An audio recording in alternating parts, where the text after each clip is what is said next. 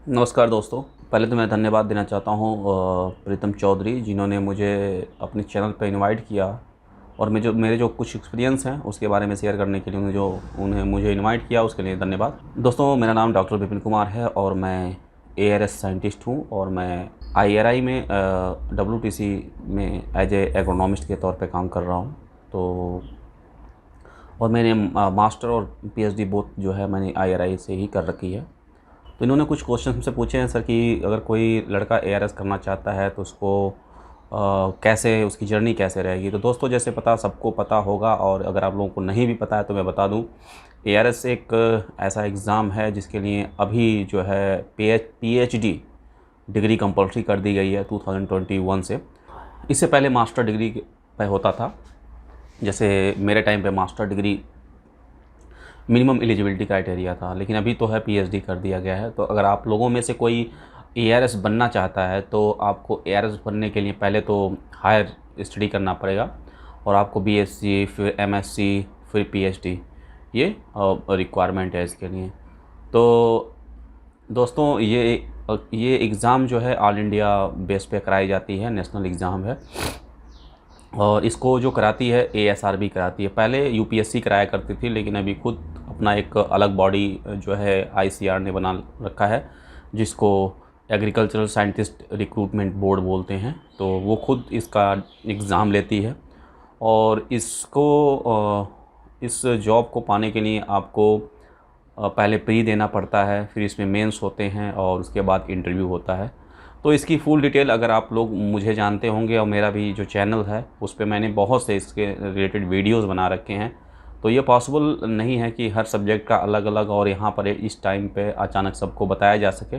तो अगर आप लोग इंटरेस्टेड हो तो बहुत से लोगों के वीडियोस मैंने एआरएस जो टॉपर्स हैं उनके बनाए हैं, आप वहाँ पर जाके देखो उन्होंने कौन से बुक रिकमेंड किए हैं, कौन कौन सी बुक पढ़नी चाहिए होती है और उनकी प्रॉपर, इवन खुद मैंने भी बहुत से, जैसे एआरएस के कैसे प्री की तैयारी करना है, मेंस की तैयारी करना है, मेंस में क्या पैटर्न होता है, कैसे उसको क्रैक करना है, फिर इंटरव्यू को कैसे फेस करना है, इन सब पे मैंने बहुत अच्छे वीडियोस बनाए हैं और उन सब को इस एक सिंगल वीडियो में तो कंपाइल करना बहुत लंबा हो जाएगा। लेकिन मैं कहूँगा कि अगर आप लोग का इंटरेस्ट है तो आप जाके वहाँ पर मेरे चैनल पर देख सकते हो। डॉक्टर विपिन कुमार जो मेरा चैनल है वहाँ पर ऑलरेडी अवेलेबल है, लेकिन फिर भी मैं कुछ चीज़ें आप लोगों को बताना चाहूँगा।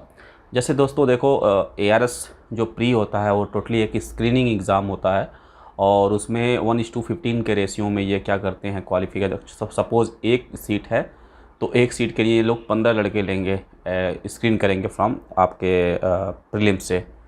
फिर उसके बाद आपका जो मेंस है, मेंस होने के बाद उसके बाद 1:5 के रेशियो में ये कॉल करते हैं फॉर इंटरव्यू के लिए, फिर सिलेक्शन एक का हो जाता है। तो इस तरह तो ऑब्जेक्टिव्स के लिए और जैसे पढ़ाई करने के लिए अब डिफरेंट सब्जेक्ट के डिफरेंट बुक्स हैं। इनकी बुक लिस्ट के भी मैंने बहुत से वीडियो बनाए हैं, सब लगभग में सारे सब्जेक्ट जो एग्रीकल्चर के हैं मैंने कवर कर रखे हैं। अगर आप लोग का एआरएस में रियली इंटरेस्ट है और कुछ करना चाहते हैं तो आप वहाँ पर जाइए, सब चीज़ आपको वहाँ पर अवेलेबल है।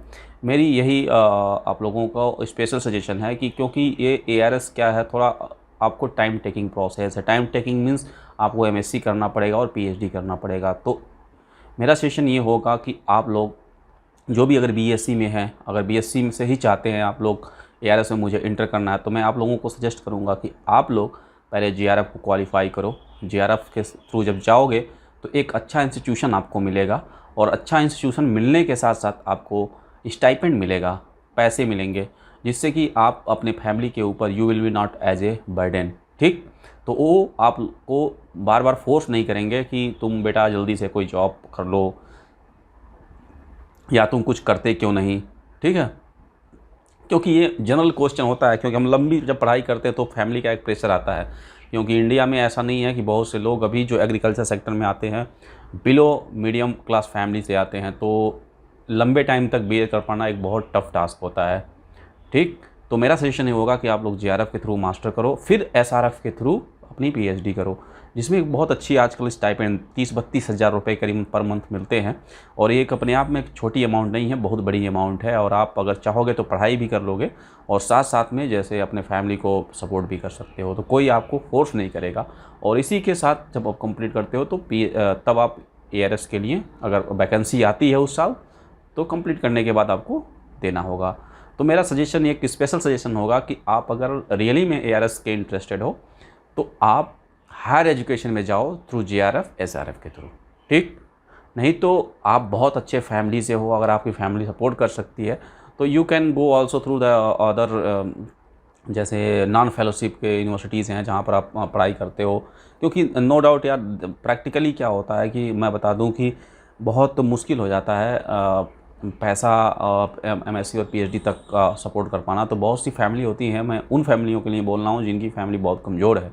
जैसे हम लोग, खुद मैं अपनी बात करूँ तो अगर मैं JRF और SRF ना निकाली होती तो शायद मैं ARS नहीं बन पाया होता। तो this is the one of the कह सकते हैं कि bitter truth of the agrarian society, जो भी फैमिली से आते हैं स्टूडेंट लोग, उनकी ये होती है। और मेंस जो होता है, मेंस में मैं बता दूं 66 क्वेश्चंस आते हैं और 66 टोटली कंपलसरी होते हैं। उनमें 40 क्वेश्चन जो होते हैं 2 मार्क्स के होते हैं। तो ये जो 2 मार्क्स के क्वेश्चन होते हैं ये बहुत ही क्रूशियल होते हैं। आप अगर कर दोगे तो मैथमेटिक्स की तरह नंबर मिलेंगे। अगर आपने 40 के 40 सही कर दिए तो 80 नंबर आपको मिल जाएंगे, ठीक। तो ये आपकी रैंक डिसाइड करने में बहुत ही हेल्प कर देती है। उसके बाद 20 क्वेश्चन जो होते हैं 5 मार्क्स के होते हैं, वो आपको 2 पैराग्राफ से ज़्यादा नहीं लिखना होता है और टू दी पॉइंट लिखना होता है, एक्सेस कुछ नहीं लिखना होता है। वहाँ भी आपके स्कोर करने के बहुत चांसेज होते हैं। 6 क्वेश्चन जो होते हैं वो आपके डिस्क्रिप्टिव होते हैं और 10 नंबर के होते हैं। उसमें क्या थोड़ा एस्से टाइप के आपके चांस दिए जाते हैं, जिसमें कि आप एस्से टाइप लिख सको और टैबुलेशन में दे के पिक्चर, फिगर, एग्जाम्पल के साथ आपको किसी के बारे में आंसर करना होता है। तो ये है।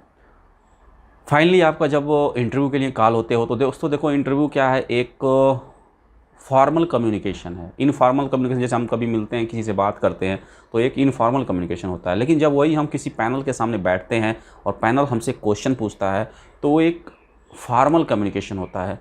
तो तो डरिए मत। एक फॉर्मल कम्युनिकेशन का मतलब ये है कि आपने जो पढ़ा, जो किया, उसी के बारे में पूछा जाएगा। तो हड़बड़ाने की कोई ज़रूरत नहीं होती है। और ये भी याद रखिएगा कि इंटरव्यू में कभी भी ये नहीं है कि इंटरव्यू से जो इंटरव्यू देने आया है उसे 100% उम्मीद करता नहीं। आप जितना भी बताओ बहुत कॉन्फिडेंस के साथ बताओ और बढ़िया से बताओ। अगर नहीं आता है तो गोल मोल घुमा के उसको आंसर देने की कोशिश मत करना। आपके ARS में क्वेश्चन कहाँ से पूछे जाते हैं, आपने कैसा रिसर्च किया है, रिसर्च में टॉपिक क्या होते हैं, कैसे पब्लिकेशंस कर रखे हैं, और जनरल एग्रीकल्चर अभी इस टाइम पे, करंट टाइम में क्या हो रही है, हैपेंड हो रही है, उसके बारे में ये लोग पूछ देते हैं, ठीक। तो ऐसा कुछ नहीं है कि रॉकेट साइंस पूछी जाती है। आप जो पढ़ के आए हो उसी के बारे में, जो करके आए हो उसी के बारे में। जैसे कोई मान लो आपने नाइट्रोजन एस्टिमेशन किया है तो नाइट्रोजन एस्टिमेशन क्यों ज़रूरी है, क्या केमिकल डालते हो, ठीक, इसका क्या यूज़ है, इन सब चीज़ों में घुमा फिरा के ऐसे क्वेश्चन लॉजिकल पूछे जा सकते हैं। तो मेरा मानना होगा कि ये सब जो भी मैं एक तरह से थोड़ा बहुत आपको ग्लिम्स दिया, उम्मीद करूँगा ये मोटिवेट करेगा। और वंस अगेन प्रीतमणि को मैं थैंक्स बोलना चाहूँगा जिन्होंने मुझे यहाँ इनवाइट किया और अपने चैनल पर चांस दिया कि आप लोगों से इंटरेक्ट हो सकूं। इसी के साथ all the best and thank you प्रीतमणि।